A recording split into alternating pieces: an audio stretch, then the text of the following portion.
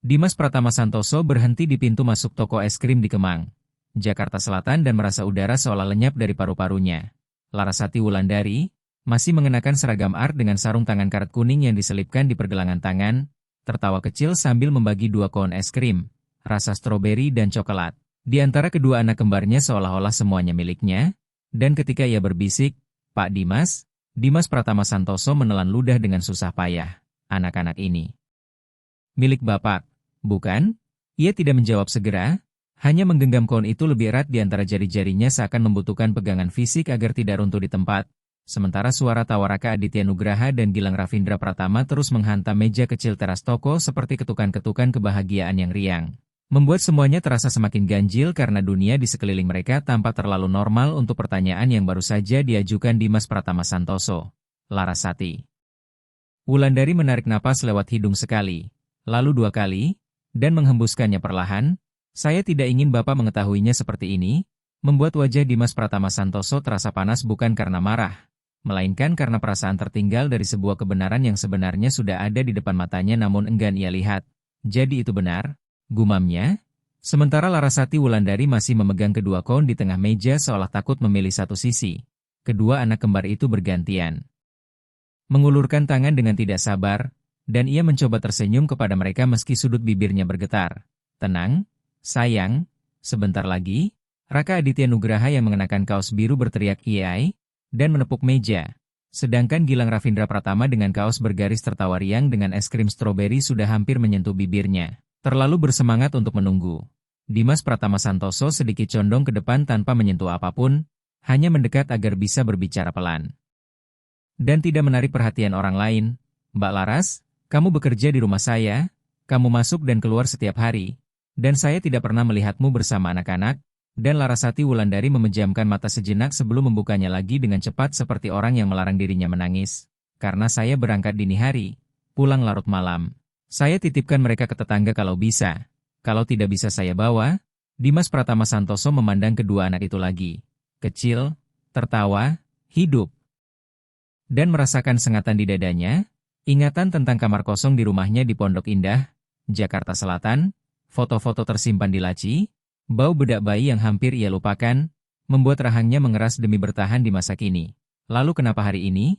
tanyanya. Dan Larasati Wulandari melirik sekilas ke arah pria berjas di belakang, Farhan Utama, sebelum kembali menatap Dimas Pratama Santoso. "Karena hari ini tetangga tidak bisa. Dan saya tidak bisa bolos lagi." Kata "lagi" menggantung di antara mereka seperti peringatan, membuat Dimas Pratama Santoso menyadari ada riwayat kelelahan, izin setengah jujur, dan alasan yang ia terima tanpa bertanya.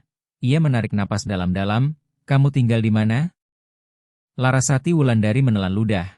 "Saya berusaha mengatur semuanya," dan Dimas Pratama Santoso menahan dorongan untuk mendesak karena melihat kon hampir terjatuh dari tangan anak-anak. "Tolong berikan ke mereka sebelum jatuh," membuat Larasati Wulandari bergerak cepat. Bersyukur ada pengalihan itu. Ia mencondongkan kon stroberi dulu kepada Gilang Ravindra Pratama. Pelan-pelan, pegang pakai dua tangan, dan anak itu meraih dengan kuat seperti memegang trofi. Langsung menjilat hingga meninggalkan noda di pipinya. Sementara Raka Aditya Nugraha mengulurkan tangan semakin jauh untuk coklat, tertawa, dan setelah Larasati Wulandari memberikannya ia merapikan jari-jari kecil mereka agar tidak licin. "Bagus, sekarang duduk yang rapi." Kedua anak itu menurut beberapa detik lalu kembali tertawa karena es krim dan terik matahari selalu membuat anak-anak riang. Dimas Pratama Santoso mengamati cara Larasati Wulandari membimbing mereka. Tanpa mempermalukan, tanpa marah, penuh kebiasaan dan kasih. Dan hal itu menghantamnya lebih kuat daripada penjelasan apapun. Sementara di belakang, Farhan Utama tetap berdiri dengan senyum tipis seolah tidak ingin ikut campur. Membuat Dimas Pratama Santoso merasa kecil bukan karena pria itu melakukan kesalahan, tetapi karena ia tampak sudah memahami adegan ini lebih dulu daripada dirinya. Dimas Pratama Santoso menggeser satu langkah ke samping. Hanya cukup untuk menutup sebagian sudut pandang dan menarik Larasati Wulandari keluar dari jangkauan pandangan orang di belakang, seolah menciptakan lorong pribadi di tengah hiruk-pikuk jalanan ramai Kemang. Lalu bertanya dengan suara rendah, "Siapa ayah mereka?" Membuat Larasati Wulandari memucat. Senyumnya lenyap sama sekali. Ia tidak menatap Raka Aditya Nugraha dan Gilang Ravindra Pratama tetapi menunduk menatap meja seolah kayunya bisa menyerap jawabannya. "Tidak ada ayah," katanya pelan dengan keteguhan sedih tanpa drama. Dan ketika Dimas Pratama Santoso mengerutkan kening. Maksudnya tidak ada? Ia menambahkan, tidak ada untuk mereka, tidak ada dalam hidup mereka, dan saya tidak ingin ada, membuat Dimas Pratama Santoso terdiam sesaat sementara suara orang, denting sendok garpu, gesekan kursi, dan obrolan jauh masih terdengar, meski yang paling ia dengar hanyalah denyut darahnya sendiri. Kamu bilang dia meninggalkanmu? Tanya Dimas Pratama Santoso. Dan Larasati Wulandari mengeluarkan tawa pendek tanpa kegembiraan, hampir seperti batuk, dia pergi saat tahu. Saya hamil, bilang itu bukan masalahnya. Membuat perut Dimas Pratama Santoso bergejolak, dia tidak pernah kembali sekali, jawab Larasati Wulandari pelan tanpa mengangkat wajah, untuk mengatakan bahwa kalau saya bercerita ke siapapun akan ada masalah, dia punya orang-orang penting di sekelilingnya. Dia punya kuasa. Membuat Dimas Pratama Santoso mengepalkan tangan di bawah meja dan bertanya, siapa laki-laki itu? Saya tidak bisa bicara di sini, kata Larasati Wulandari sambil melirik sekeliling. Sementara Dimas Pratama Santoso menarik napas dalam menahan amarah dan menatap anak-anak. Raka Aditya Nugraha sudah dengan coklat meleleh di sudut tangannya menjilati jari dengan gembira. Gilang Ravindra Pratama tertawa dengan wajah belepotan seolah dunia bisa dipercaya. Siapa nama mereka? Larasati Wulandari ragu sejenak sebelum menjawab. Raka Aditya Nugraha dan Gilang Ravindra Pratama, dan Dimas Pratama Santoso mengulang dalam hati seakan mengukirnya. Sementara Larasati Wulandari mengamati wajahnya. Mencari penilaian atau ancaman namun justru semakin gelisah karena tak menemukannya. Bapak marah? Tanya Larasati Wulandari. Saya tidak tahu. Saya sedang kehilangan pijakan, jawab Dimas Pratama Santoso jujur, membuat Larasati Wulandari menggigit bagian dalam pipinya dan mengangguk seperti orang yang sudah terlalu lama hidup tanpa pijakan. Saya hanya ingin memberi mereka es krim. Hanya itu, kata Larasati Wulandari. Sementara Dimas Pratama Santoso menatap koin coklat di tangan Raka Aditya Nugraha dan koin stroberi di tangan Gilang Ravindra Pratama. Melihat sarung tangan karet kuning Larasati Wulandari masih terangkat seolah ia siap menarik semuanya kembali kapan saja. Lalu bertanya pelan, kamu pikir saya akan melakukan apa? Memecatmu karena punya anak? Larasati Wulandari tidak menjawab dan keheningan itu menceritakan segalanya. Membuat Dimas Pratama Santoso kembali diliputi rasa malu yang lebih dalam. Mbak Laras, kamu berumur berapa? Ia bertanya. Larasati Wulandari berkedip terkejut, 29, dan Dimas Pratama Santoso mengangguk perlahan. Anak-anak ini? 2? Jawabnya cepat sebelum menyadari maksud sebenarnya. 2 tahun? Membuat perut Dimas Pratama Santoso kembali bergejolak saat ia menghitung diam-diam dan menyadari 2 tahun adalah waktu yang cukup panjang untuk banyak hal terjadi tanpa ia lihat. Kamu bekerja di rumah saya saat hamil? Larasati Wulandari menunduk. Iya, membuat Dimas Pratama Santoso menahan napas, dan saya tidak melihatnya. Bapak hampir tidak pernah menatap saya, jawab Larasati Wulandari tanpa menuduh, hanya menyatakan fakta yang terasa menusuk, membuat Dimas Pratama Santoso merasa telanjang seolah cacatnya dibacakan keras-keras. Saya sedang hancur, katanya berusaha menguasai diri, dan Larasati Wulandari mengangguk tanpa menghibur. Saya tahu, saya melihatnya. Sementara Dimas Pratama Santoso kembali menatap Farhan Utama di belakang yang kini mengalihkan pandangan seolah sadar ia terlalu jauh masuk ke adegan ini, membuat Dimas Pratama Santoso menarik napas dalam dan berkata tegas, bisakah kamu menyelesaikan es krim mereka? Saya akan menunggu, membuat mata Larasati Wulandari membesar. Tidak perlu, jawab Dimas Pratama Santoso dengan keteguhan yang mengejutkan dirinya sendiri. Saya tidak akan pergi dan berpura-pura tidak ada apa-apa. Larasati Wulandari menekan bibirnya. Bapak menempatkan saya dalam posisi yang sulit. Dimas Pratama Santoso mengangguk. Saya tahu, dan setelah hening sejenak ia berkata hati-hati. Karena apapun yang Bapak lakukan sekarang bisa mengubah hidup saya dan saya tidak boleh kehilangan pekerjaan ini, membuat Dimas Pratama Santoso terdiam, menyerap kata-katanya. Menatap sekeliling toko es krim di Kemang, Jakarta Selatan di mana orang-orang tampak sibuk dengan urusan masing-masing, seolah hanya ada satu meja dengan es krim, seorang perempuan tersenyum, dan 2 anak tertawa, padahal baginya semuanya terasa jauh lebih besar. Lalu ia menarik kursi perlahan tanpa menggesernya dan duduk di ujung meja. Tidak mengambil tempat siapapun, hanya tetap di sana. Sementara Larasati Wulandari mengamati setiap gerakannya dengan waspada dan ia berkata pelan. Saya tidak akan berteriak, saya tidak akan mempermalukanmu, saya hanya akan tetap di sini. Membuat Raka Aditya Nugraha dan Gilang Ravindra Pratama menatapnya dengan rasa ingin tahu sederhana. Dan Gilang Ravindra Pratama menunjuk kon stroberi sambil berbicara dengan mulut penuh. Mau? Namun saat Larasati Wulandari hendak menyela, Dimas Pratama Santoso mengangkat tangan. Tidak, terima kasih. Mencoba tersenyum kecil canggung kepada kedua anak itu, membuat Raka Aditya Nugraha tertawa dan berseru. Tio. Kata itu meluncur ringan tetapi menghantam Dimas Pratama Santoso seperti batu sehingga ia menelan ludah. Sementara Larasati Wulandari menegakkan tubuh dan berkata lembut kepada anaknya, bukan, Tio. Namun Raka Aditya Nugraha bersikeras, iya, Tio. Karena anak kecil memutuskan begitu saja, dan Larasati Wulandari menyentuh bahunya dengan halus, habiskan es krimmu, membuat Dimas Pratama Santoso terpaku menatap mulut kecil berlumur coklat, tangan lengket, dan usaha anak itu agar kon tidak jatuh.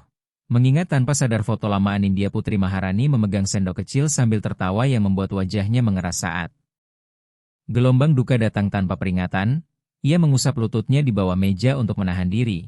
Dan ketika Larasati Wulandari menyadarinya ia semakin tegang. Bapak tidak enak badan?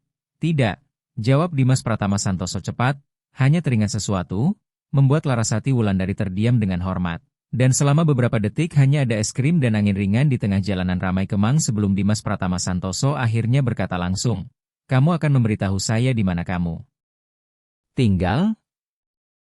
Larasati Wulandari menatapnya. Untuk apa? Agar saya mengerti apa yang sedang terjadi. Dan ia menjawab pelan namun tegas, mengerti tidak membayar sewa? Pak, membuat Dimas Pratama Santoso menarik napas menerima pukulan itu. Saya tidak bicara soal kasihan, saya bicara soal tanggung jawab. Sehingga Larasati Wulandari mengerutkan kening, tanggung jawab Bapak kepada siapa? Dan Dimas Pratama Santoso menjawab, kepada orang yang bekerja untuk saya, kepada orang yang berada di rumah saya. Kepada orang yang menjaga milik saya dulu mengira itu sudah cukup dan ternyata tidak. Membuat Larasati Wulandari menghembuskan napas hampir tak terdengar. Bapak bicara indah, saya bicara jujur, kata Dimas Pratama Santoso. Lalu Larasati Wulandari mengalihkan pandangan ke Raka Aditya Nugraha dan Gilang Ravindra Pratama seolah takut menatapnya terlalu lama. Saya tinggal di sebuah kamar dekat terminal Kampung Rambutan, Jakarta Timur, dan Dimas Pratama Santoso merasakan hatinya terjepit. Satu kamar, dengan kamar mandi bersama, tambahnya, saya titipkan mereka ke Ibu Siti Rahayu jika bisa. Jika tidak saya bawa dan berdoa agar tidak ada yang melapor. Karena selalu ada orang yang berpikir ibu miskin tidak pantas ada. Membuat Dimas Pratama Santoso terdiam menahan amarah bukan kepada Larasati Wulandari tetapi kepada dunia dan dirinya sendiri karena membiarkan semua ini tak terlihat. Dan kamu melakukan ini sendirian selama 2 tahun? Tanyanya pelan. Larasati Wulandari mengangguk. Saya lakukan. Sementara Dimas Pratama Santoso melihat ke belakang di mana Farhan Utama memegang ponsel seolah pura-pura sibuk tanpa merekam. Membuatnya sadar ia tidak punya saksi tetapi juga tak bisa menghapus dunia. Lalu ia berkata rendah, Mbak Laras, saya perlu bertanya satu hal dan kamu harus menjawab jujur. Ia menatapnya kembali. Tergantung. Jawabnya.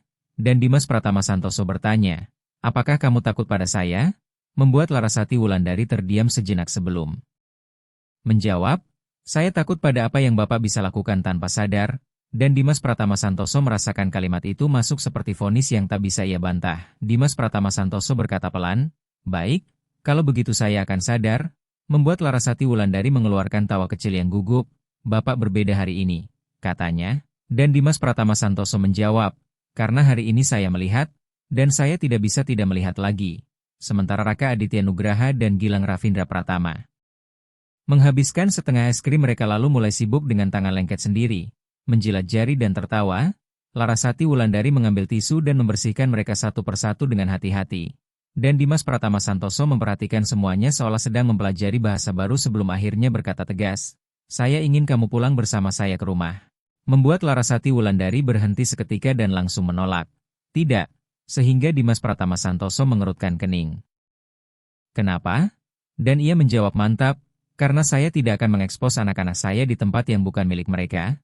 Dimas Pratama Santoso menarik napas, tapi itu rumah tempat kamu bekerja, dan Larasati Wulandari mengoreksi tegas, itu rumah Bapak, bukan rumah saya. Saya tidak terlihat di sana. Saya lebih memilih tidak terlihat di luar tapi bersama mereka daripada tidak terlihat di dalam dan menyembunyikan mereka. Membuat tenggorokan Dimas Pratama Santoso terasa perih. Saya tidak ingin kamu bersembunyi lagi, katanya.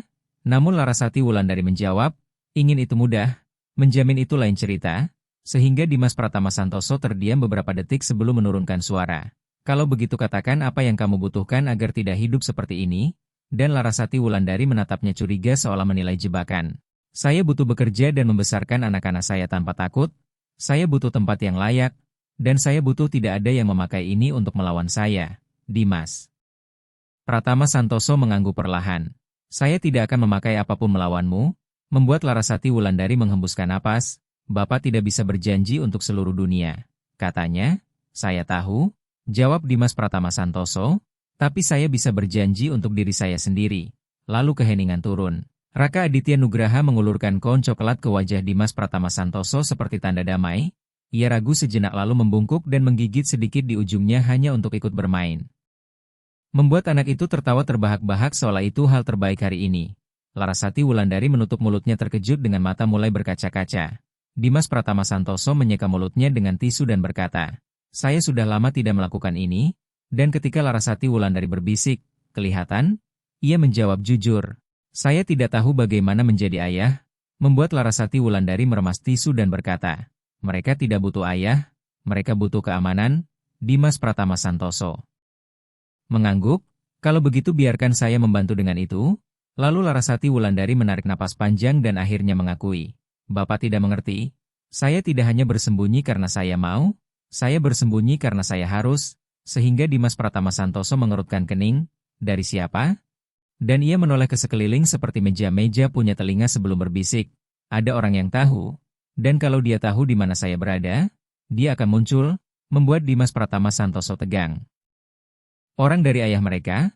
Larasati Wulandari tidak menjawab, namun matanya memberi jawaban, membuat Dimas Pratama Santoso merasakan dingin di tengkuk dan bertanya, dia berbahaya? Larasati Wulandari menekan bibirnya dan mengangguk sangat kecil seolah takut bahkan pada gerakannya sendiri. Membuat Dimas Pratama Santoso terdiam beberapa detik. Menyadari cerita ini bukan sekadar kemiskinan dan kelelahan tetapi ketakutan nyata. Ia menatap Raka Aditya Nugraha dan Gilang Ravindra Pratama yang tertawa tanpa beban lalu bertanya, dia tahu mereka ada? Larasati Wulandari memejamkan mata sejenak, dia curiga, jawabnya, membuat amarah Dimas Pratama Santoso naik tajam. Siapa laki-laki itu? Mbak Laras? Dan ia menatapnya dengan suara tegas namun bergetar, saya tidak bisa mengatakan di sini. Sehingga Dimas Pratama Santoso bertanya, lalu di mana kamu bisa? Larasati Wulandari melirik anak-anak dan Ridwan Hakim di belakang sebelum berkata, dimanapun tidak bisa. Namun Dimas Pratama Santoso menolak, itu tidak benar, membuatnya tertawa pendek tanpa kegembiraan, benar, dan Dimas Pratama Santoso sedikit condong lebih dekat tanpa menyentuhnya. Hanya menegaskan kehadirannya, Dimas Pratama Santoso berkata pelan, saya bertanya karena kalau ada orang yang mengancammu, itu mengubah segalanya, membuat Larasati Wulandari menegang. Bapak akan memanggil polisi? Kalau perlu, jawab Dimas Pratama Santoso, dan ia menggeleng, kalau Bapak memanggil polisi dan tidak terjadi apa-apa, saya bisa mati. Membuat perut Dimas Pratama Santoso jatuh, ia hendak bertanya lebih jauh namun Larasati Wulandari memotong dengan suara rendah dan keras. Saya hidup karena saya belajar menghilang. Sehingga Dimas Pratama Santoso terdiam, hanya mendengar Raka Aditya Nugraha dan Gilang Ravindra Pratama menghisap es krim sementara Larasati Wulandari membersihkan tangan Gilang Ravindra Pratama yang lengket dengan sangat hati-hati hingga membuat Dimas Pratama Santoso ingin menangis tetapi ia menahannya. Lalu ia menarik napas dalam dan berkata, saya tidak akan melakukan apapun tanpa persetujuanmu. Larasati Wulandari menatapnya menguji, Bapak bersumpah? Dan ia mengangguk, saya bersumpah, membuatnya menelan ludah sebelum berkata, kalau begitu dengarkan saya harus menyelesaikan di sini dan pulang ke kamar saya dengan mereka. Besok saya akan bekerja seperti biasa. Dan Bapak akan berpura-pura tidak ada yang terjadi. Membuat dada Dimas Pratama Santoso sesak. Saya tidak bisa. Bisa? Jawabnya langsung. Bapak bisa melakukannya berbulan-bulan dengan hal lain. Sehingga ia memejamkan mata sejenak sebelum membuka lagi dan berkata, baik, saya bisa berpura-pura 1 hari. Tapi kamu akan bertemu saya setelah kerja di tempat yang kamu pilih. Membuat Larasati Wulandari terdiam, sementara Raka Aditya Nugraha menatapnya seolah sudah mengenali kehadirannya. Lalu ia berkata pelan, saya tidak percaya, dan Dimas Pratama Santoso menjawab, saya tidak meminta kepercayaan buta. Saya meminta kesempatan untuk memperbaiki. Membuatnya menghela napas dan menatap kon yang hampir habis sebelum berkata, saya pilih tempat, saya pilih jam, dan saya datang dengan anak-anak, Dan Dimas Pratama Santoso mengangguk, dan saya datang sendiri, membuatnya mengangguk. Masih ragu. Sementara Ridwan Hakim di belakang melepaskan lipatan tangan sejenak lalu kembali seperti orang yang lebih tenang, dan Dimas Pratama Santoso kembali fokus. Mbak Laras, kamu punya seseorang? Membuatnya mengerutkan kening. Seseorang bagaimana?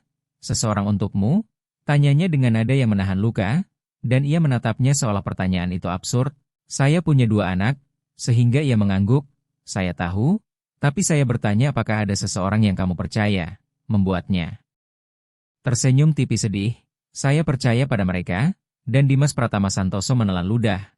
Itu tidak adil, itu yang saya punya, jawabnya, membuatnya kembali terdiam saat beban dukanya sendiri muncul.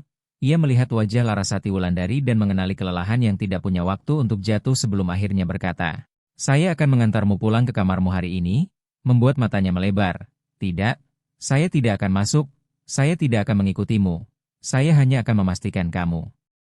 Sampai, ia ragu, untuk apa? Dan Dimas Pratama Santoso memilih kata dengan hati-hati. Karena kalau ada orang yang mencarimu, saya tidak akan membiarkanmu menyeberangi kota sendirian hari ini. Membuatnya menekan bibir. Bapak tidak punya hak? Mungkin tidak, jawabnya, tapi saya akan meminta. Dan setelah melihat Raka Aditya Nugraha dan Gilang Ravindra Pratama menjilati sisa es krim dengan bahagia, ia menunduk lelah dan berkata, baik, tanpa menyentuh mereka. Lalu Dimas Pratama Santoso menegaskan, saya tidak akan menyentuh, sementara Larasati Wulandari menyelesaikan membersihkan tangan mereka. Berdiri dengan hati-hati dan mengumpulkan tisu, membuat kedua anak itu turun dari kursi dengan susah payah tetapi tetap berdiri di sampingnya. Dan Dimas Pratama Santoso ikut berdiri saat Ridwan Hakim mengangkat dagunya memberi salam singkat dari belakang. Dimas Pratama Santoso membalas dengan anggukan singkat tanpa mengendurkan ketegangannya. Lalu mereka keluar perlahan dari toko es krim di Kemang, Jakarta Selatan. Larasati Wulandari berjalan dengan Raka Aditya Nugraha dan Gilang Ravindra Pratama di sisinya sambil memegang tangan kecil mereka ketika mereka hampir berlari. Sementara Dimas Pratama Santoso berjalan 1 langkah di belakang menjaga jarak agar tidak tampak mengintimidasi. Dan selama beberapa detik jalan menuju mobil mewahnya sunyi sampai Gilang Ravindra Pratama menoleh ke belakang sambil menunjuk. Mobil besar, membuat Larasati Wulandari sedikit salah tingkah. Dimas Pratama Santoso membuka pintu belakang dan menjauh, kamu bisa masukkan mereka? Dan setelah ragu menilai keamanannya, Larasati Wulandari memasukkan 1 anak lalu yang lain dengan cara seadanya namun penuh kehati-hatian seperti orang yang sudah sering melakukannya tanpa kursi khusus. Sementara Dimas Pratama Santoso tidak menyentuh apapun dan hanya memperhatikan. Dan ketika pintu tertutup, Raka Aditya Nugraha dan Gilang Ravindra Pratama menempelkan wajah ke kaca dengan rasa ingin tahu. Larasati Wulandari masuk ke kursi depan dengan tubuh kaku. Dimas Pratama Santoso berkeliling dan duduk di kursi pengemudi, menyalakan mesin dan melaju perlahan. Sementara sepanjang jalan Larasati Wulandari menatap keluar jendela seolah menghafal setiap tikungan sebagai kewaspadaan. Membuat Dimas Pratama Santoso bertanya, kamu takut sekarang? Saya selalu takut, jawabnya. Dan ketika ia menekan setir lebih kuat dan bertanya apakah lelaki itu bisa muncul di mana saja, Larasati Wulandari menghela napas, dia sudah muncul sekali. Membuat Dimas Pratama Santoso terkejut, di rumah saya? Tidak, katanya cepat. Lalu setelah memejamkan mata sejenak ia berbisik, di halte bus, memicu amarah Dimas Pratama Santoso.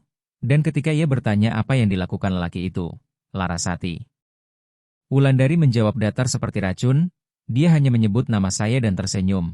Kapan itu? Beberapa bulan lalu, jawabnya. Dan saat Dimas Pratama Santoso berkata bahwa ia tidak diberitahu, Larasati Wulandari menegaskan, saya tidak bilang ke siapapun, karena kalau saya jadi berita, dia akan menemukan saya. Sehingga ia memahami logika kejam itu. Mobil berhenti di lampu merah. Dimas Pratama Santoso menatap kaca spion dan melihat pipi Raka Aditya Nugraha dan Gilang Ravindra Pratama. Kotor, mata mereka berkilau dan mulai lelah setelah es krim. Membuat duka lamanya bergerak bukan sebagai kenangan tetapi sebagai pertanyaan tentang hidupnya setelah kehilangan Anindya Putri Maharani. Lalu ia menarik napas dan melanjutkan mengemudi sampai Larasati Wulandari menunjuk dengan dagu mendekati terminal Kampung Rambutan, Jakarta Timur. Dimas Pratama Santoso memarkir di jalan samping yang sepi. Larasati Wulandari melihat ke sekeliling sebelum turun, dan setelah ia mematikan mesin ia berkata, saya akan menunggu di sini sampai kamu masuk, membuatnya menghela napas. Baik. Lalu ia membuka pintu dan menjemput Raka Aditya Nugraha dan Gilang Ravindra Pratama. Sementara Dimas Pratama Santoso juga turun namun tetap berdiri di samping mobil tanpa mendekat. Larasati Wulandari menggandeng satu anak di tiap tangan. Mereka lebih tenang dan mengantuk. Dan sebelum masuk ke rumah kos sederhana dekat terminal Kampung Rambutan, ia menoleh ke Dimas Pratama Santoso. "Jangan ikut," membuatnya. Mengangkat tangan tanda hormat, "Saya tetap di sini," dan setelah menatap sekeliling sekali lagi, ekspresinya melembut sejenak sebelum bertanya, "Bapak langsung pulang?" Ia mengangguk, "Saya pulang," dan ketika ia ragu lalu berbisik, "Terima kasih untuk es krimnya." Dimas Pratama Santoso menelan ludah, "Bukan apa-apa." Namun tatapan Larasati Wulandari menunjukkan itu lebih dari sekadar es krim sebelum akhirnya ia masuk bersama Raka Aditya Nugraha dan Gilang Ravindra Pratama dan menghilang di balik pintu. Dimas Pratama Santoso berdiri dia menatap rumah kos sederhana dekat terminal Kampung Rambutan merasakan berat semua yang baru terjadi. Lalu kembali ke mobil dan duduk beberapa detik tanpa menyalakan mesin. Pikirannya penuh, sempat terlintas untuk menelepon pengacaranya Hendra Prabowo, SH, Satpam, atau Bagas Ramadan sang administrator rumah. Tetapi ia teringat janjinya untuk tidak bertindak tanpa persetujuan Larasati Wulandari. Menarik napas panjang dan baru menyalakan mobil. Sepanjang perjalanan pulang Jakarta terasa berbeda, hidupnya seperti bangunan kaca yang rapuh, dan ketika ia tiba di rumah besar di Pondok Indah, Jakarta Selatan, keheningan menyambut seperti biasa namun kini keheningan itu punya wajah. Larasati Wulandari, Raka Aditya Nugraha, dan Gilang Ravindra Pratama. Ia melewati ruang tamu dan koridor lalu berhenti di depan kamar tamu yang rapi, bersih, dan kosong seolah bisa melihat masa depan di sana.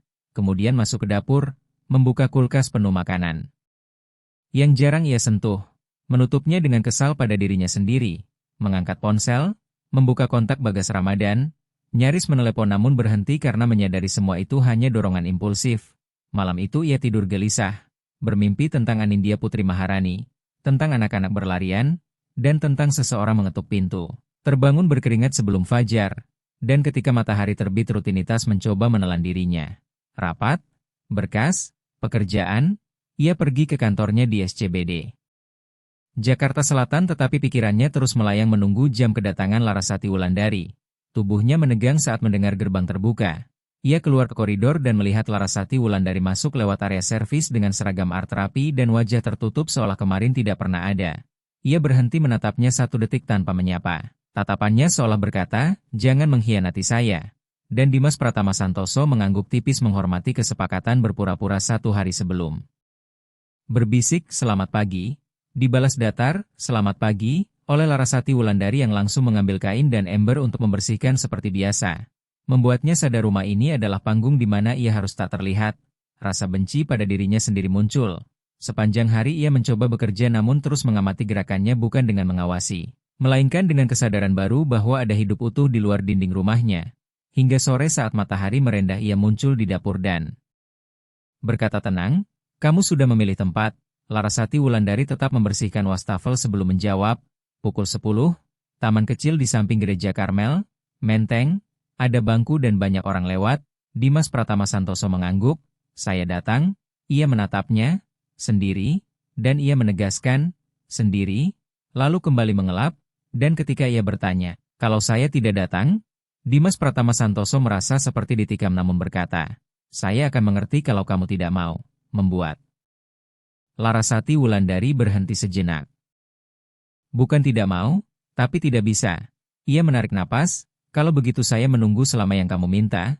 Suara Larasati Wulandari pelan, "Bapak bicara begitu hari ini, besok lupa." Dimas Pratama Santoso melangkah satu langkah lebih dekat tanpa mendekat berlebihan. "Saya tidak meminta kamu percaya kata-kata saya." Ia mengangkat dagu, "Lalu dengan apa?" Dan ia menjawab jujur, "Dengan apa yang akan saya lakukan mulai sekarang?" Membuat Larasati Wulandari menatapnya 2 detik sebelum mengalihkan pandangan dan menutup percakapan dengan, "Pukul 10, malam tiba perlahan." Dimas Pratama Santoso mandi, mengenakan kemeja sederhana tanpa kemewahan, dan pergi sendirian seperti janji, tiba di taman kecil di samping gereja Karmel, Menteng yang ramai oleh pejalan kaki, pasangan duduk di bangku, dan anak-anak berlari. Lalu melihat Larasati Wulandari duduk di bangku bersama Raka Aditya Nugraha membawa botol minum dan Gilang Ravindra Pratama memegang mainan sederhana. Ia tanpa seragam namun tubuhnya masih tegang.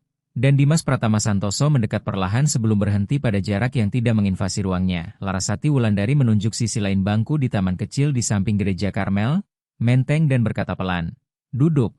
Sehingga Dimas Pratama Santoso duduk. Sementara Raka Aditya Nugraha dan Gilang Ravindra Pratama menatapnya lalu tertawa seperti mengenali pria dari toko es krim.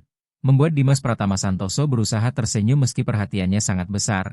Dan Larasati Wulandari berbisik, "Saya membawa mereka karena saya tidak punya siapapun untuk menitipkan mereka dan karena saya ingin melihat bagaimana Bapak bersikap ketika mereka ada di dekat kita."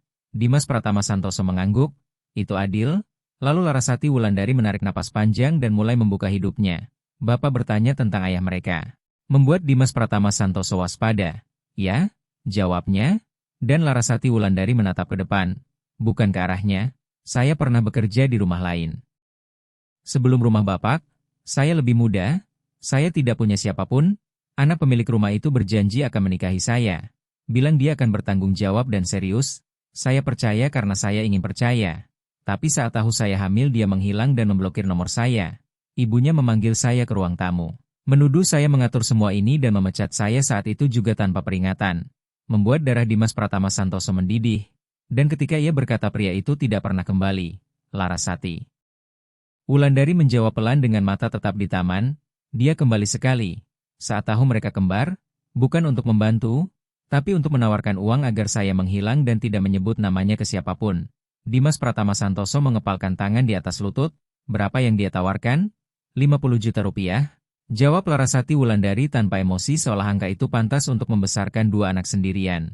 Dan ketika Dimas Pratama Santoso bertanya apakah ia menerima, ia menggeleng. "Saya tidak menerima, saya bilang dia punya tanggung jawab karena mereka juga anaknya." Dia menertawakan saya, bilang keluarganya punya pengacara dan koneksi dan saya tidak akan menang di pengadilan. Bahkan mengancam akan menuntut saya pencemaran nama baik jika saya mencantumkan namanya sebagai ayah dan akan mengambil anak-anak dari saya karena dianggap ibu tidak layak. Membuat perut Dimas Pratama Santoso mual. Dan saat ia bertanya apakah ia percaya ancaman itu, Larasati Wulandari menjawab tegas. "Saya tahu dia bisa melakukannya. Dia punya nama dan marga besar. Saya tidak punya apa-apa, tidak punya pengacara, tidak punya saksi." Lalu ketika Dimas Pratama Santoso bertanya apakah ia melapor, Larasati Wulandari tertawa pahit. "Melapor apa? Dia tidak memukul saya, tidak menghina saya di depan orang lain, dia hanya meninggalkan saya. Dan itu bukan kejahatan." Membuat Dimas Pratama Santoso merasa tak berdaya meski mengingat ancamannya. Dan setelah menatap Raka Aditya Nugraha dan Gilang Ravindra Pratama yang bermain riang tanpa tahu apapun, ia berkata pelan, "Sebutkan namanya." Larasati Wulandari ragu, menatap anak-anaknya lalu kembali menatap Dimas Pratama Santoso. "Kalau saya bilang, saya menarik Bapak ke dalam masalah, dan dia bukan orang sembarangan." Namun Dimas Pratama Santoso menahan tatapannya. "Saya sudah di dalam, dan saya punya sumber daya yang tidak kamu punya." Membuat Larasati Wulandari menekan bibirnya. Sumber daya tidak menjamin karakter, dan Dimas Pratama Santoso mengakui, "Saya tahu, tapi saya bisa menggunakannya di sisi yang benar." Sehingga setelah keheningan panjang, Larasati Wulandari menyebut namanya nyaris tanpa suara, Vino Adipati Wiratama, membuat Dimas Pratama Santoso mengukir nama itu di benaknya, dan saat ia mengulang, Larasati Wulandari menambahkan penuh ragu, "Vino Adipati Wiratama." Membuat Dimas Pratama Santoso mengerutkan kening sambil mengingat berita dan bisnis keluarga besar konstruksi. Menyadari nama itu berasal dari keluarga Wiratama. Dan ketika Larasati Wulandari melihat perubahan di wajahnya serta bertanya apakah ia mengenal mereka, Dimas Pratama Santoso menjawab pelan dan berat, "Saya tahu siapa keluarganya." Membuat Larasati Wulandari memejamkan mata sejenak seolah mengonfirmasi ketakutan terburuknya. Larasati Wulandari berkata pelan, "Jadi sekarang Bapak mengerti kenapa saya menghilang." Sementara Dimas Pratama Santoso menatap lurus ke taman kecil di samping gereja Karmel, Menteng yang terasa berbeda. Menyadari bahwa keluarga Wiratama bukan sekadar kaya tetapi berpengaruh, punya kuasa, hadir di acara amal, jamuan politik, dan foto-foto koran. Membuat ia merasa jijik sekaligus diliputi ketakutan baru. Bukan untuk dirinya, tetapi untuk Larasati Wulandari dan Raka Aditya Nugraha serta Gilang Ravindra Pratama. Ia menoleh dengan hati-hati dan bertanya terukur, "Dia pernah mencoba mencarimu lagi?" Larasati Wulandari mengangguk sekali. 3 bulan lalu, di halte bus Transjakarta saat saya pulang setelah menitipkan anak-anak ke tetangga, dia menghentikan mobil di samping saya. membuka jendela dan hanya menatap. Membuat bulu kuduk Dimas Pratama Santoso meremang. Dia bilang sesuatu? Tidak. Dia hanya tersenyum dan pergi. Tapi saya mengerti pesannya. Jawabnya hampir tak bersuara. Ketika Dimas Pratama Santoso bertanya apakah ia mengubah rute, Larasati Wulandari menjawab, saya ubah semuanya, jam, jalan, segalanya. Itu sebabnya saya datang sangat pagi ke rumah Bapak dan pulang dini hari supaya tidak diikuti. Membuat dadanya sesak, dan saat ia bertanya apakah ia sudah hidup seperti ini 2 tahun, Larasati Wulandari mengangguk datar. Saya hidup seperti itu. Dimas Pratama Santoso menarik napas lalu bertanya apakah ia ingin berhenti bekerja di rumah besar di Pondok Indah, Jakarta Selatan karena Vino Adipati Wiratama bisa menemukannya lewat itu. Larasati Wulandari menelan ludah dan mengakui bahwa ia memikirkan hal itu setiap hari. Sehingga Dimas Pratama Santoso berkata tegas, kalau begitu kita lakukan berbeda. Saya akan menarikmu keluar dari rumah saya tanpa membuatmu kehilangan penghasilan, menempatkanmu di tempat aman, dan menyusun rencana bersamamu, membuatnya curiga. Rencana apa? Dan ia menjawab, perlindungan, pencatatan, dokumentasi, yang dibalas tawa. Gugupnya, Bapak pikir orang seperti dia bisa dilawan? Namun Dimas Pratama Santoso menatap anak-anak dan berkata mantap, tanpa heroisme, hanya keputusan. Saya tidak tahu apakah kita bisa menang, tapi saya tidak akan membiarkanmu sendirian. Membuat mata Larasati Wulandari berkaca-kaca saat ia menggenggam tangan anaknya. Ia melanjutkan, saya akan melibatkan pengacara dan satpam, tapi semua sesuai caramu. Tanpa publikasi, tanpa media, tanpa kegaduhan, kita petakan hak, celah, dan jalan keluar. Dan ketika ia bertanya, kalau dia bereaksi, Dimas Pratama Santoso menjawab jujur, kalau begitu saya juga bereaksi. Lalu, meski terasa terlalu dini, ia membuka diri, Mbak Laras, saya kehilangan istri saya 3 tahun lalu karena kanker. Saya tidak sempat berpamitan dengan benar. Saya berubah menjadi pria yang hanya bekerja dan bersembunyi. Rumah saya menjadi terlalu besar dan sunyi. Saya pura-pura baik-baik saja padahal saya hanya berhenti hidup. Ia menatap Raka Aditya Nugraha dan Gilang Ravindra Pratama yang tertawa dengan mainan. Saat saya melihatmu bersama mereka, saya malu pada semua yang tidak saya lihat, tapi saya juga merasakan kembali kehidupan, suara, dan gerak yang sudah lama hilang. Membuat Larasati Wulandari menekan bibir waspada. Sebelum Dimas Pratama Santoso menutup pelan. Saya tidak ingin memakai kamu untuk menambah luka saya dan saya tidak ingin mengacaukan duka dengan penyelamatan. Saya hanya ingin berada di dekat kalian dengan cara yang pantas, kalau kamu mengizinkan. Dan Larasati Wulandari menatapnya lama-lama, jantungnya berdegup hingga ke leher. Larasati Wulandari menatap Raka Aditya Nugraha dan Gilang Ravindra Pratama. Lalu kembali menatap Dimas Pratama Santoso dan berkata pelan bahwa ia yakin Bapak hanya berbicara begitu karena kasihan.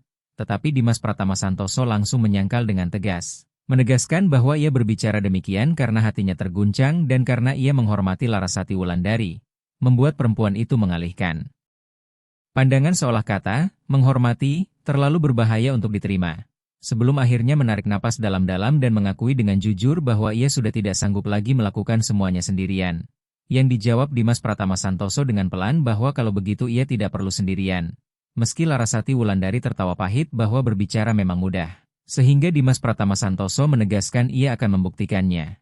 Di tengah keheningan, Raka Aditya Nugraha menarik lengan baju Dimas Pratama Santoso dan menunjukkan mainannya. Membuat Dimas Pratama Santoso berpura-pura kagum dan menyebutnya mobil kecil. Namun Raka Aditya Nugraha mengoreksi bahwa itu truk. Sehingga Dimas Pratama Santoso tersenyum dan meminta maaf. Sementara Gilang Ravindra Pratama mengangkat botol minumnya seperti piala dan membuat Dimas Pratama Santoso tertawa. Suara tawa yang sudah lama tidak ia keluarkan, dan Larasati Wulandari memperhatikan interaksi itu dengan wajah yang melunak sesaat. Kemudian Larasati Wulandari memotong momen itu dengan bertanya apa langkah pertama yang akan dilakukan. Dan Dimas Pratama Santoso menjawab layaknya pengusaha bahwa hari ini juga ia akan memindahkan mereka dari kamar dekat terminal Kampung Rambutan ke apartemen kosong milik perusahaannya di apartemen Senopati Residence, Jakarta Selatan, sebuah unit di lantai 7 dengan portier, kamera, dan keamanan 24 jam, di mana nama Larasati Wulandari bisa didaftarkan tanpa kegaduhan. Meski Larasati Wulandari terkejut dan menyebut itu mahal, Dimas Pratama Santoso menegaskan bahwa ini bukan amal, melainkan perlindungan, dan menjelaskan bahwa ia juga akan menempatkan Raka Aditya Nugraha dan Gilang Ravindra Pratama di TK swasta amanah dekat apartemen dengan pendaftaran yang aman dan diskret. Ketika Larasati Wulandari menuduhnya memutuskan segalanya, Dimas Pratama Santoso segera mengoreksi bahwa ia hanya mengusulkan dan keputusan ada di tangan Larasati Wulandari. Yang kemudian bertanya dengan penuh kecurigaan apa yang ia inginkan sebagai imbalan. Dijawab Dimas Pratama Santoso bahwa ia tidak menginginkan apapun yang tidak diinginkan Larasati Wulandari. Meski perempuan itu sinis bahwa tidak ada yang gratis, sehingga ia berkata dengan tenang bahwa mereka akan membangun kepercayaan itu bersama sampai benar-benar ada. Setelah lama terdiam dan melihat anak-anak menguap, Larasati Wulandari akhirnya menerima tawaran apartemen asalkan benar-benar aman. Namun, menetapkan batas tegas bahwa ia tidak akan tidur di rumah Dimas Pratama Santoso, tidak akan menjadi bahan gosip, dan ia juga meminta jaminan bahwa Dimas Pratama Santoso tidak menyentuh anak-anaknya, yang disetujui Dimas Pratama Santoso dengan napas dalam. Mereka kemudian berangkat bersama. Larasati Wulandari duduk di belakang bersama Raka Aditya Nugraha dan Gilang Ravindra Pratama. Terus waspada sepanjang jalan. Sementara Dimas Pratama Santoso mengemudi dalam diam, dan saat tiba di apartemen Senopati Residence, Jakarta Selatan, cahaya lobi serta kamera membuat bahu Larasati Wulandari sedikit turun.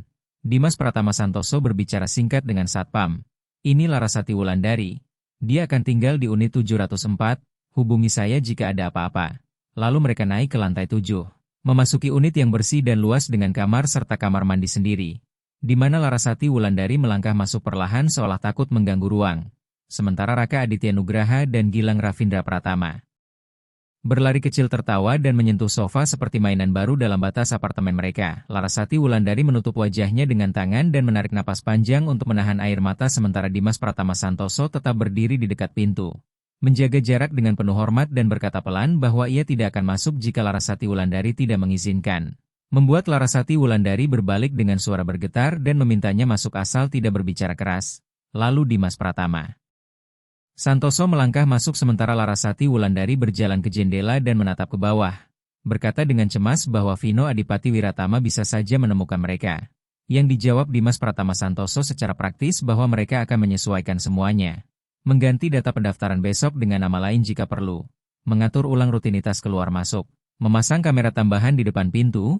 Dan berbicara dengan pengurus apartemen Senopati Residence, Jakarta Selatan agar tidak ada informasi yang diberikan kepada siapapun, membuat Larasati Wulandari menatapnya terkejut karena cara kerjanya yang sangat terstruktur.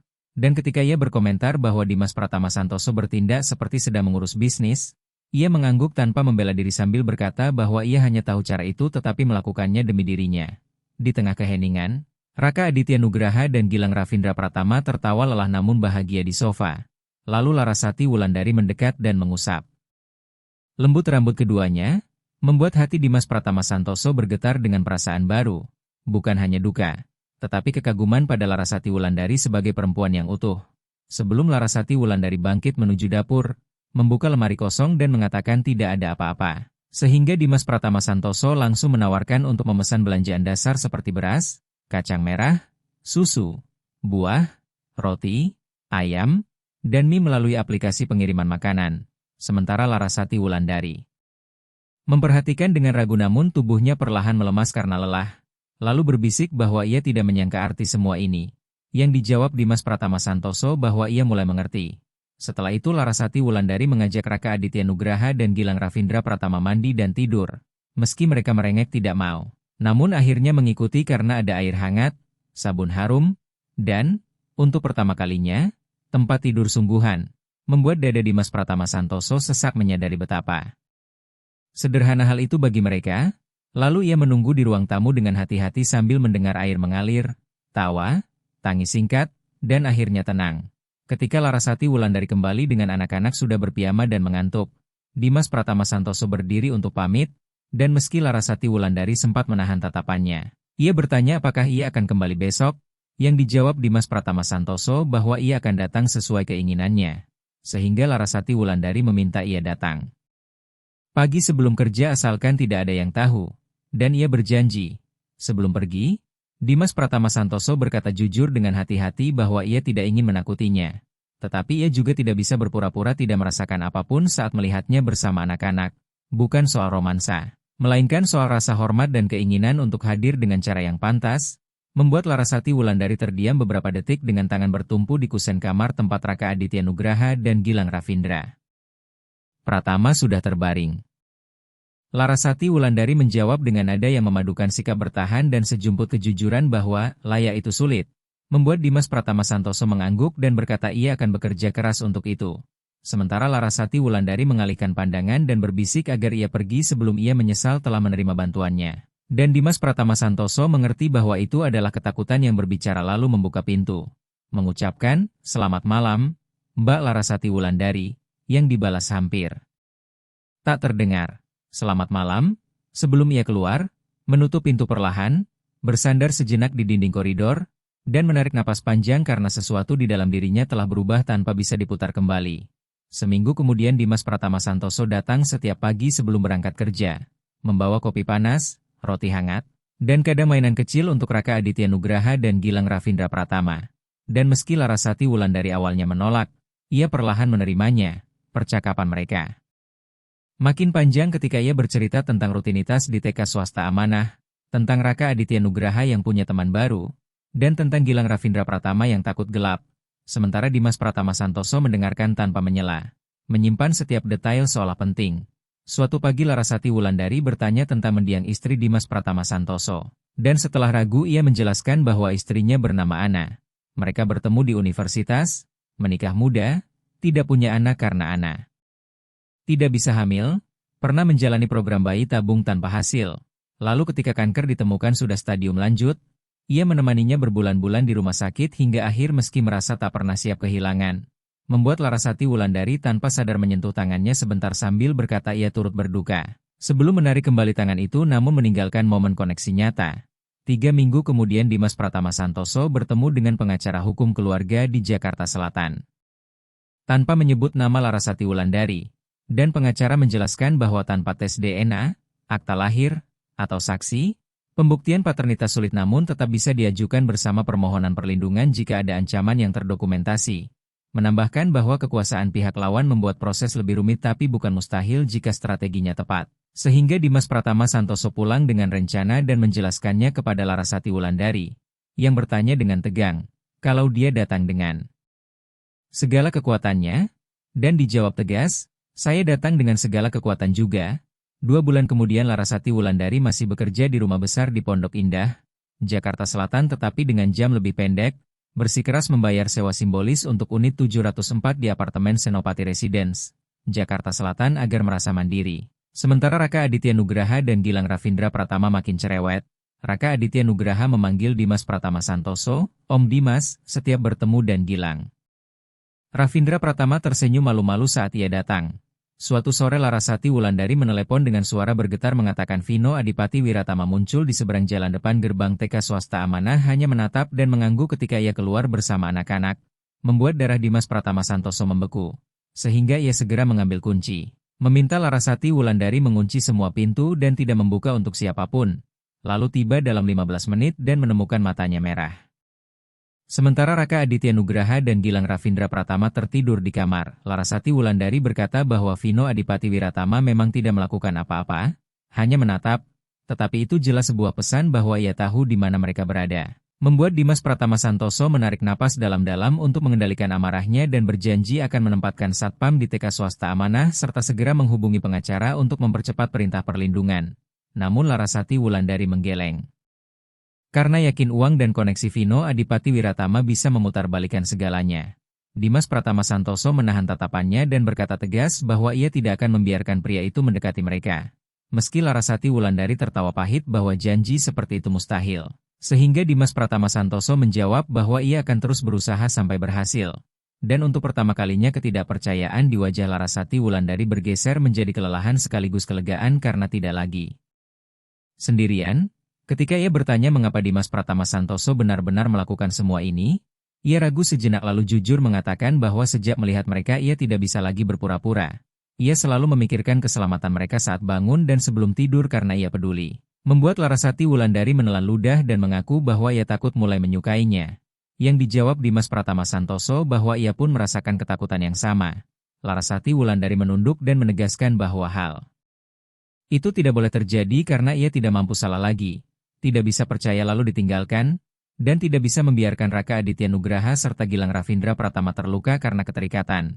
Sementara Dimas Pratama Santoso mengangguk perlahan, berjanji tidak akan terburu-buru tetapi juga tidak akan menghilang. Akan tetap hadir sesuai batas yang ia izinkan, dan ketika ia diminta berjanji, ia berkata, "Saya janji."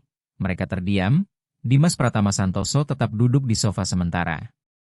Larasati Wulandari membuat teh, dan mereka berbincang hingga larut sebelum ia pulang. Lalu 4 bulan kemudian perintah perlindungan resmi diterbitkan setelah pengacara menyusun berkas berisi rekaman kamera TK swasta amanah dan pesan ancaman lama Vino Adipati Wiratama. Membuat pria itu mundur demi menghindari skandal. Udara terasa lebih ringan bagi Larasati Wulandari, dan Dimas Pratama Santoso semakin terlibat dalam hidup mereka. Mengajak Raka Aditya Nugraha dan Gilang Ravindra Pratama ke taman. Di akhir pekan, menenangkan Raka Aditya Nugraha saat lututnya lecet dengan bercanda seperti monyet hingga anak itu tertawa. Dan pada momen itu Larasati Wulandari menggenggam tangan Dimas Pratama Santoso untuk pertama kalinya. Meski jam kerjanya kini lebih fleksibel, Larasati Wulandari tetap menolak ditanggung dan memilih peran administratif di rumah Dimas Pratama Santoso. Sementara anak-anak spontan memanggilnya Om Dimas, dan ia mulai menjemput mereka, menemani dokter, dan membantu tugas sekolah. Suatu malam setelah menidurkan Raka Aditya Nugraha dan Gilang Ravindra Pratama, Larasati Wulandari dan Dimas Pratama Santoso duduk di balkon apartemen Senopati Residence, Jakarta Selatan, menikmati keheningan nyaman, dan ia berkata pelan bahwa ia tak pernah membayangkan bisa memiliki ini. Membuat Dimas Pratama Santoso bertanya, "Memiliki apa?" Larasati Wulandari menjawab bahwa yang ia rasakan adalah kedamaian, meski rapuh dan mungkin sementara. Membuat Dimas Pratama Santoso menatapnya dan berkata bahwa kedamaian itu tidak harus bersifat sementara karena ia ingin melanjutkan hubungan mereka bukan sebagai belas kasihan atau amal, tetapi sebagai pilihan dan sebagai keluarga. Dan ketika Larasati Wulandari mengakui dengan jujur bahwa ia masih takut, Dimas Pratama Santoso menjawab bahwa ia pun takut. Takut merusak, takut tidak cukup, takut suatu hari ia tidak lagi sesuai dengan yang ia butuhkan. Namun ia lebih memilih merasa takut di sisinya daripada sendirian di rumah besarnya. Larasati Wulandari tertawa pelan tak percaya dan menatapnya tanpa mengalihkan pandangan. Lalu berkata tegas bahwa jika ia memilih tinggal, ia harus tinggal sepenuhnya. Tidak menghilang saat sulit dan tidak menyerah saat lelah. Karena jika ia pergi lagi ia dan anak-anaknya tidak akan sanggup menghadapinya. Dan Dimas Pratama Santoso menggenggam tangannya. Perlahan, mengatakan bahwa ia akan tetap tinggal di hari baik maupun buruk, saat bahagia maupun saat bertengkar, karena ia memilih untuk tinggal dan tidak akan membiarkan siapapun menyakiti mereka, membuat Larasati Wulandari akhirnya percaya dan menyandarkan kepalanya di bahunya sejenak. Meski mereka tidak langsung tinggal bersama, Dimas Pratama Santoso mulai menghabiskan akhir pekan di apartemen, memiliki sikat gigi sendiri di laci kamar mandi, dan membangun rutinitas dengan Raka Aditya Nugraha serta Gilang Ravindra Pratama secara perlahan, nyata, dan tanpa tergesa-gesa. Sementara Vino Adipati Wiratama tidak pernah muncul lagi setelah adanya perintah perlindungan. Suatu minggu sore mereka kembali ke kedai es krim manis abadi di Menteng. Tempat semuanya bermula, duduk di meja yang sama. Raka Aditya Nugraha memesan coklat. Gilang Ravindra Pratama memesan stroberi. Larasati Wulandari memesan lemon, dan Dimas Pratama Santoso memesan vanila. Dan pemilik kedai menyapa mereka dengan senyum. Lalu Raka Aditya Nugraha bertanya apakah Om Dimas akan tinggal bersama mereka. Membuat Larasati Wulandari tersedak sebelum memberi isyarat setuju. Sehingga Dimas Pratama Santoso menjawab bahwa ia akan tinggal jika ibunya mengizinkan. Membuat Gilang Ravindra Pratama bertepuk tangan riang. Dan di tengah hiruk-pikuk jalan, sorvete yang meleleh, dan tawa anak-anak, Dimas Pratama Santoso menggenggam tangan Larasati Wulandari di atas meja sementara ia menggenggamnya kembali, menyadari bahwa mereka telah membangun sebuah keluarga dengan cara mereka sendiri, pada waktu mereka sendiri, nyata dan tak tergoyahkan.